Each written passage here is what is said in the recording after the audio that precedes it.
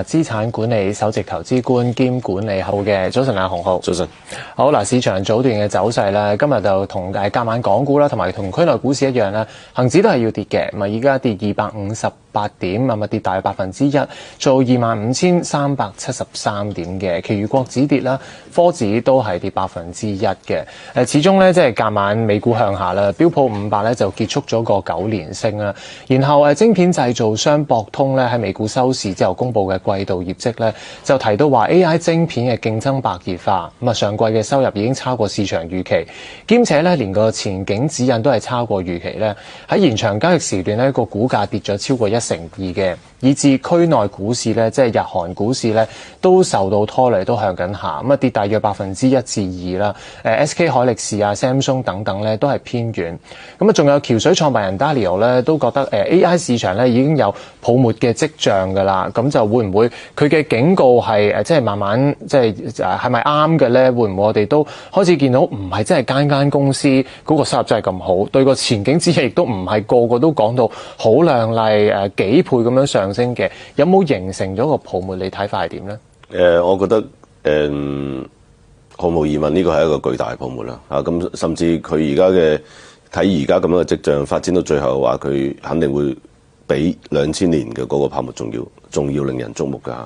咁但係佢是否一個泡沫，同埋呢個泡沫幾時破滅，咁呢個就完全兩個唔同嘅問題啦。咁譬如話你今日琴晚我哋睇到呢一個博通嘅呢一個業績啦，咁有啲人會覺得佢不及預期嚇，因為但係我哋更加多嘅認為就係話預期太高嚇，我唔會覺得一個季度你賺160億美元係一個好差嘅業績啦。咁同埋你如果睇下佢個孖展咧，咁佢個利潤率咧，咁利潤率大概毛利率大概係75% 左右啦。咁operating margin 咧大概係66% 嚇，即係咁呢個非常厚嘅 margin 嚟嚇。咁所以我唔會覺得佢係一個好差嘅業績啦。咁但係相對於市場非常高嘅預期嚟講啊，咁佢可能係稍微令有啲人失望。係因為即係點解會個市場對佢個期望咁高，就係因為佢估值開始貴啦嘛，大家覺得佢前景要好好先至支持到咁高嘅估值啊嘛，咁咪變相呢一個就係嗰個泡沫越吹越大嘅一個即係定義咯。咁會唔會呢個泡沫究竟係咪仲可以越嚟越大咧？期望係咪可以越嚟越高，定係其實個估值維持唔到會爆破咧？呢個 AI 泡沫最後肯定都係因為估值過高啊，估值過高係一個反應，就係話反映咗市場呢個不合理嘅預期啊，即係你覺得呢個東西會永遠喺度以呢個高速咁樣嚟增長嚇，咁所以呢種就係好明顯就係泡沫特徵。咁但係泡沫爆嘅時候，一般嚟講咧都係伴隨一個流動性突然間缺失啊，譬如話我哋以前見到嘅2000年泡沫啦，咁其實當時就係呢個美聯儲加息加4次之後，嘣一聲爆咗。咁今年年初，譬如話呢個金銀嘅泡沫啦，咁其實佢係因為呢一個CBOE 即係呢個 CME 佢個交易所咧提高呢個槓桿提高呢個孖展嘅要求嚇，咁啊壓低咗槓桿率等等等等。咁所以咧，其實每一次泡沫嘅破滅咧，都係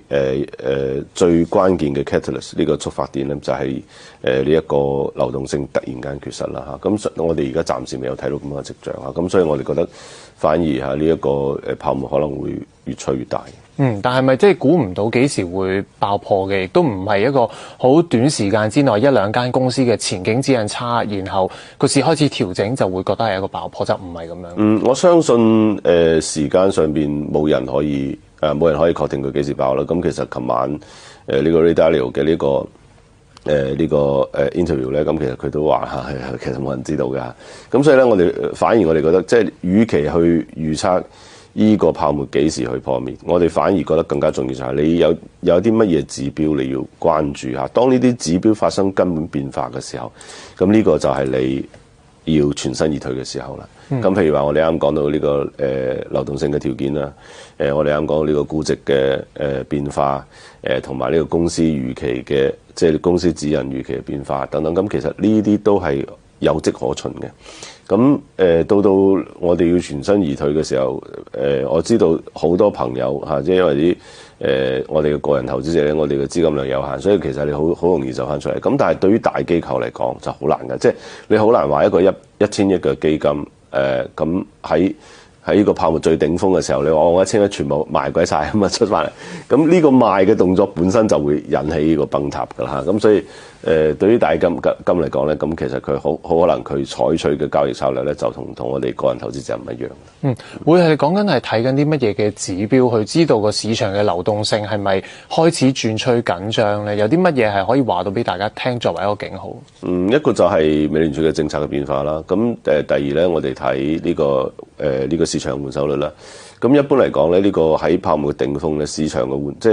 overtrade 啊。咁所以咧呢個時候咧，你會睇到佢個換手率突然間飆升嘅。咁我哋而家暫時亦都未有睇到話，即係呢個換手率相對於呢個正常時期會高幾多嚇？雖然高嚇，但係咧未有非常非常高啦。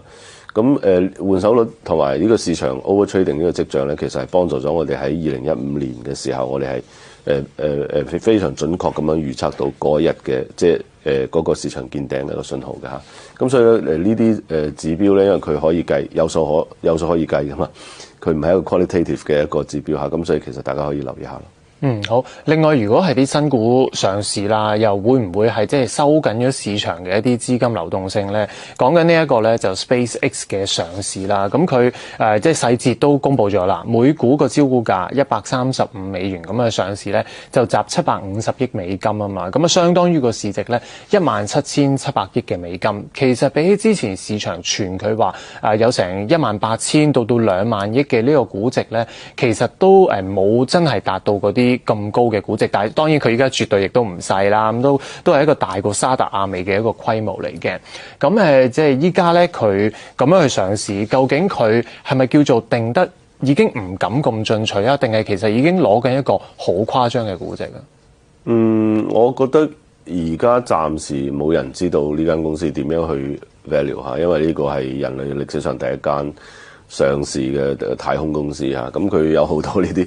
概念講出嚟，譬如話喺太空算力啊，喺個太空攞啲能源，跟住咧用個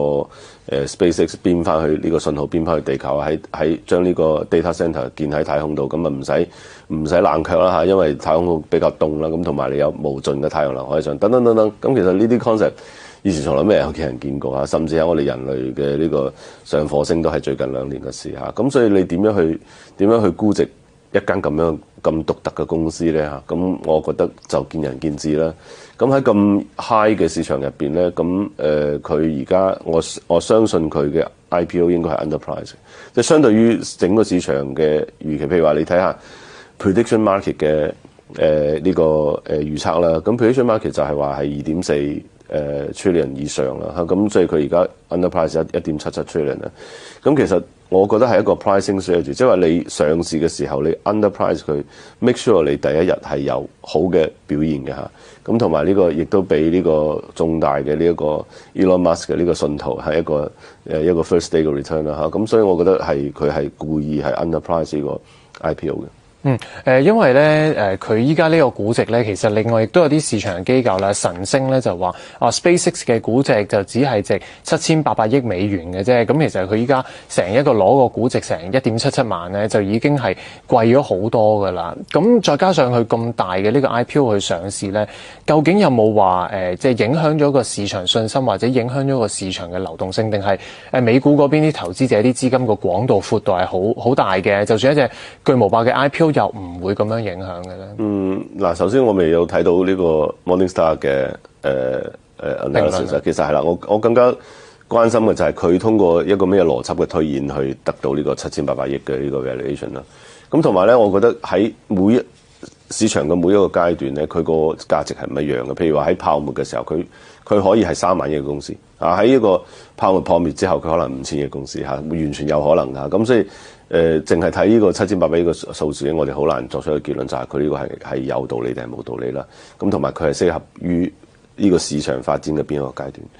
咁第二咧就係話大家就驚佢索晒流動性啦。咁所以都有可能㗎，因為你畢竟佢 raise 呢個750億美元啦，係呢個人類歷史上最大嘅 IPO 啦。咁但係我哋而家睇到就係話我哋嘅liquidity condition， 即係呢個流動性嘅條件。同埋呢個美國市場，甚至全世界市場嚇，咁其實佢個流動性都係非常充足嘅。我相信呢個750億美元嘅呢個 IPO raise，佢好可能會 add to FU， 即係為咗呢個泡沫，反而係呢個潑油救火咁嘅狀態嚇。咁所以我覺得係一個非常令人關注嘅公司。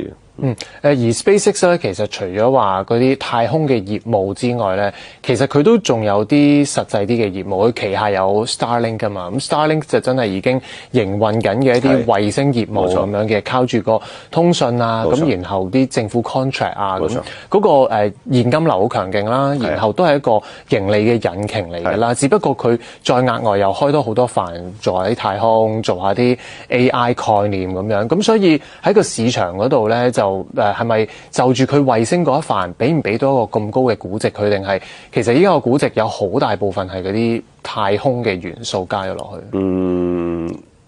我相信會有一部分係想像力啦，因為畢竟未有見過咁嘅公司啦。咁但係我覺得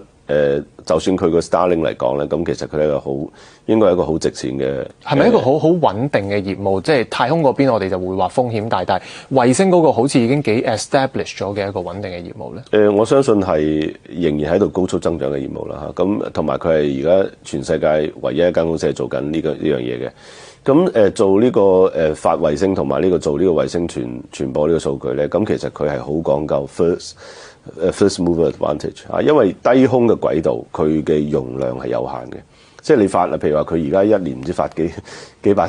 粒衛星上去啦，咁樣去做呢個通訊啦。咁當你呢個低空軌道飽和，即係你有足夠多個衛星嘅時候，咁其實對於後來嘅人佢就好難發上去啦。咁如果喺未來嚟講嚇，我哋呢個太空嘅數據傳播嘅速度可以媲美譬如話喺地球上面嘅，咁我相信會有更加多嘅人去選擇呢個太空傳播啦。咁因為佢個數據嘅安全性更加高嚇，同埋個 connectivity 更加好。咁所以我覺得呢間公司可能仲未有被人真正咁意識到佢真正嘅價值喺邊度。即係而另外佢嗰啲太空嘅概念咧，其實都已經令到市場上咧衍生咗一啲UFO 啊或者太空概念嘅 ETF 啊。咁不過近日個股價咧已經率先由高位嗰度回落，都未等到 SpaceX 嘅上市嘅。咁呢個對於市場嚟講係咪一個其實概念就真係好難去衡量啊？定係SpaceX 嘅上市都仲會再吸引到啲長線資金，即係有隻再巨無霸啲搞緊呢啲太空 UFO 嘅嘢入去即係喺個市場嗰度嘅時候，咁呢啲相關嘅 ETF 又會唔會吸引到啲長線資金可以咁去留意啲咧？可能到時佢哋都會納入 SpaceX 㗎啦嘛。幾日之前咧，嗰個 SpaceX 嘅最大嘅競爭對手就係 Blue Origin， 咁就係呢個 Jeff Bezos 嘅即係 Amazon 嘅老細嘅火箭公司啦。咁啊突然間爆咗嗱，整個呢個發射平台爆咗，咁要重裝發射平台，不僅僅需要大量嘅資金啊，同埋佢大概起碼有3到6個月係冇得發衛星㗎。咁所以咧咁大嘅事故出現咧，其實係體現咗即係如果你要做呢個太空生意嘅話，其實風險好大，同埋你需要嘅資金好多嚇。咁所以即刻就冚一聲呢個太空概念就冧咗落嚟啦。咁我相信如果係嗱你咁樣諗下，如果呢個競爭對手係遇到挫折嘅話，咁其實對 SpaceX 反而係一個更加好嘅消息，唔係更加唔好嘅消息。咁其他港股仔嘅太空股咧，咁我覺得的確係有港股仔嘅嫌疑啦。咁但係喺一個資金充裕嘅市場入邊，因為你冇辦法去正位佢嗱，你冇辦法斬釘截鐵咁樣正位佢係一個假嘅故事啊。咁所以咧，其實我相信喺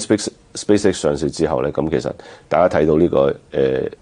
呢個投資者熱情咁高漲嘅時候，咁其實亦都會幫翻呢啲所謂港股仔嘅股票嘅。好，咁我哋呢一節就講完啲即係新股上市嗰啲嘅資金流。